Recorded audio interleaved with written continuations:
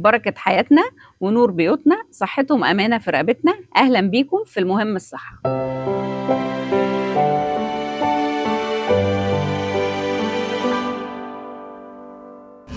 ليه كبار السن بيناموا قليل؟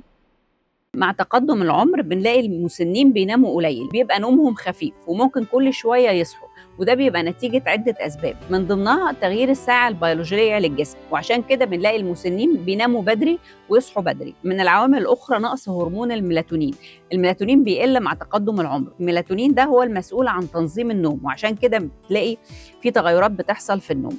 الحاجة التانية برضو الأمراض المزمنة، زي مثلا أمراض القلب بتخليه ممكن يبقى عنده نهجان، كرشة نفس، أمراض الرئة، الآلام بتخليه ما يعرفش ينام بالليل كويس. ممكن مشاكل مثلا زي ارتجاع المريء برضو بتأثر على جودة نوم كبار السن.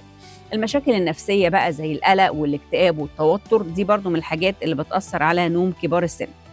مشاكل البروستاتا عند الرجال دي بتخليهم كل شوية يقوموا عشان يخشوا الحمام أثناء الليل.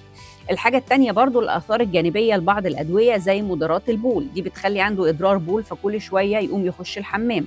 برضو مضادات الاكتئاب والاستخدام المفرط للمهدئات، دي بتخلي كبار السن ما يناموش بالليل كويس.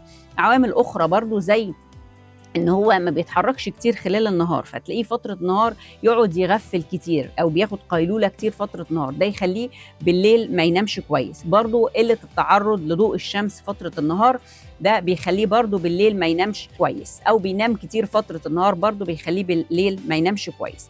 في امراض بقى تانية خاصه بالنوم زي مثلا الارق مرض بيأثر على جودة نوم كبار السن، فتلاقي المسن يجي يشتكي لك ان هو بيقعد فتره طويله عشان يعرف ينام، او بينام خلال الليل بدايه الليل يعني، وبعد كده يفضل يصحى مثلا ويقعد برضه فتره طويله عشان ينام، او ينام ويصحى بدري جدا وما يعرفش ينام بعدها. ده اللي بنسميه الارق. الارق اللي ممكن يعمله يعني الامراض المزمنه اللي قلنا عليها، الامراض النفسيه برضه تؤدي الى حدوث ارق، والادويه برضه اللي قلنا عليها.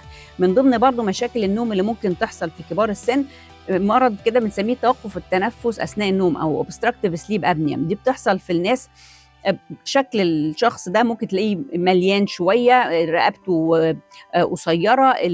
الشخص ده بيبقى عرضه لمشاكل كتير، من ضمنها مشاكل في القلب، من ضمنها ممكن ضغطه يعلى. الشخص ده هتلاقيه اللي نايم جنبه يقول لك ده النفس بتاعه بيتوقف لثواني كده اثناء النوم ويرجع تاني يتنفس، وتلاقيه بيشخر كتير اثناء النوم. ده بيبقى عندهم اللي بنسميه obstructive sleep apnea او توقف التنفس اثناء النوم.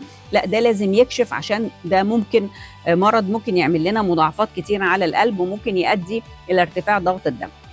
فدي ببساطة أهم الأمراض اللي ممكن نشوفها اللي خاصة بالنوم عند كبار السن.